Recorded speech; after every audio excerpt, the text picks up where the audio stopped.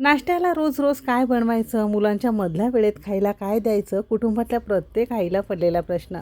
तर आज मी तुमच्यासाठी रोजच्या आपल्या कच्च्या बटाट्यापासून एकदम कुरकुरीत धिरडं कसं बनवायचं ते बघणार आहोत. म्हणजे तुम्हाला अजिबात बटाटा उकडावा लागत नाही. ज्यांना बटाटा चालत नसेल तर त्यांच्यासाठी पर्याय म्हणून वेगवेगळ्या भाज्या सुद्धा सुचवलेल्या आहेत. म्हणून व्हिडिओ शेवटपर्यंत बघा. जर रेसिपी आवडली तर लाईक करा आणि अशा सोप्या आणि नवनवीन रेसिपी पाहण्यासाठी कुकिंग तिकीट मराठी चॅनेलला सबस्क्राईब करून बाजूचं बेल आयकन नक्की क्लिक करा. म्हणजे प्रत्येक दिवशी जी रेसिपी अपलोड करते त्याची नोटिफिकेशन तुम्हाला मिळत जाईल आणि न चुकता प्रत्येक रेसिपी बघता येईल. चला तर मग सुरुवात करूया.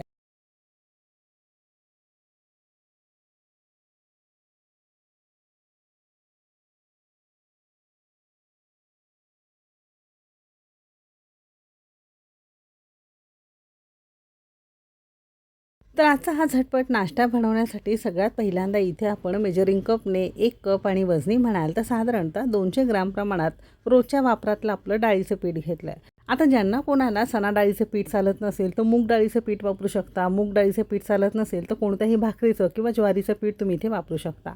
धिरडं छान कुरकुरीत होण्यासाठी किंवा बाइंडिंगसाठी इथे आपण 2 चमचे रवा घातलेला आहे. जाड बारीक घरामध्ये जो कोणता उपलब्ध असेल तो तुम्ही इथे वापरू शकता.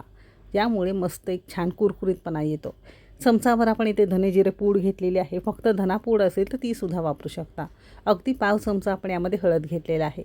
अर्धा चमचा साठवणीचं कोणतंही तिखट घेऊ शकता. बेडगी, काश्मीरी लवंगी किंवा साठवणीचं कोणतंही तिखट.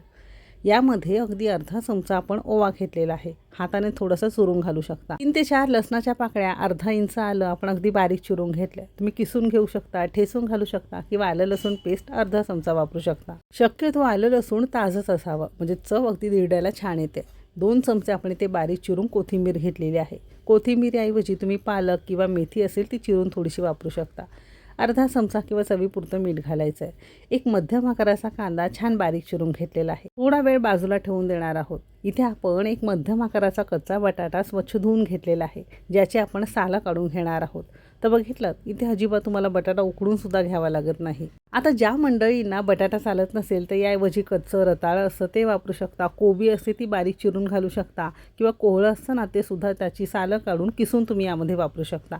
आपण कच्चा बटाटा सालं काढून हा मोठ्या किसणीवर किसून घेतला आहे. घरामध्ये जी कोणती किसणी असेल त्यावर तुम्ही किसून घेऊ शकता.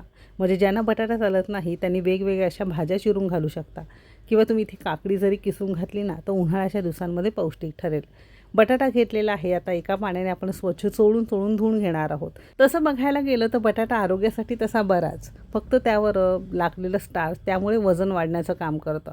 म्हणून जेव्हाही केव्हा तुम्ही बटाटा घेता एक तर पाण्यामध्ये भिजत घाला. किसून घेत असाल तर 1-2 पाण्याने स्वच्छ धुवून घ्या. म्हणजे त्यातलं सगळं स्टार्च निघून जाईल आणि त्यामुळे मेध किंवा चरबी जी वाढते ती कमी व्हायला मदत होते. आता इथे आपण सगळा हा बटाटा स्वच्छ धुवून पिळून यामध्ये घातलेला आहे. मगाशी सांगितल्याप्रमाणे तुम्हाला यामध्ये कोहळं, किसलेली काकडी किंवा रताळ असतं कच्चं सालं काढून किसून घालू शकता.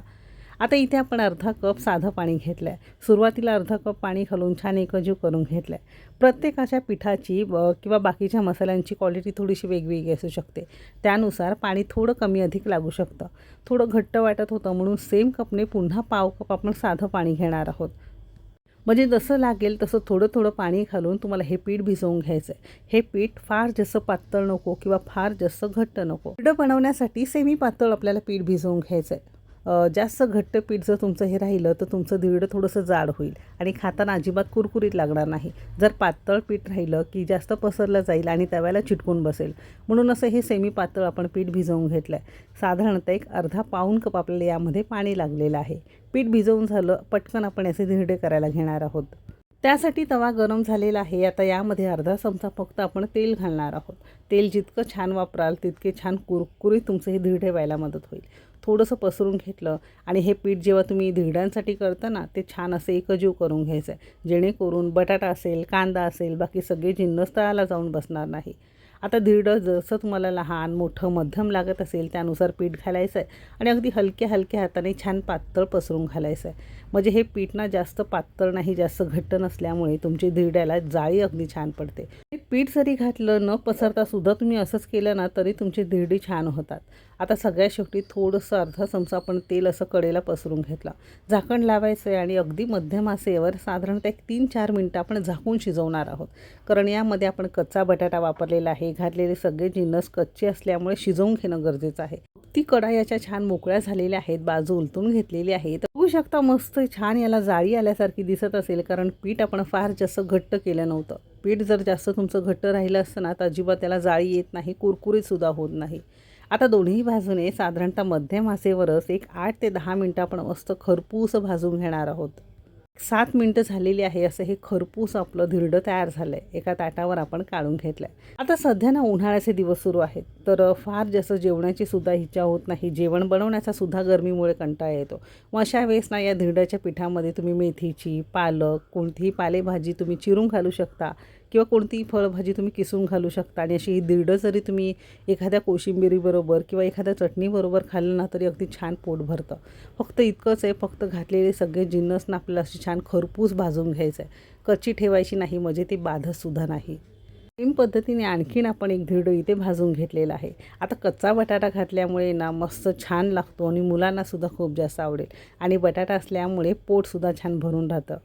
तर उन्हाळ्याच्या सुट्टीसाठी तुम्ही फिरायला जात असाल, गावाकडे जात असाल, तर प्रवासासाठी सुद्धा तुम्ही असंही करून नेऊ शकता. म्हणजे लोणच्यासोबत नुसतेच खायलासुद्धा अगदी छान लागतात, पोटभरीचे आहेत. आणि आपण घेतलेल्या साहित्यात असे हे मध्यम आकाराचे 4 ते 5 धिरडी आपली तयार होतात. अगदी कमीत कमी वेळामध्ये, कमीत कमी तेलामध्ये मस्त कुरकुरीत असा हा बेत तुम्ही सुद्धा नक्की करून बघा. नुसतंच खायला सुद्धा अगदी छान लागतं. चटणीबरोबर खाण्याची इच्छा असेल तर कोणत्याही चटणीबरोबर तुम्ही याचा आस्वाद घेऊ शकता. मस्त जाळी आलेली आहे. आता हे करून साधारणतः एक 15 मिनटं तरी झाली असतील. तरी तुम्ही इथे बघू शकता छान हे कुरकुरीत झाल्यासारखे दिसत असतील.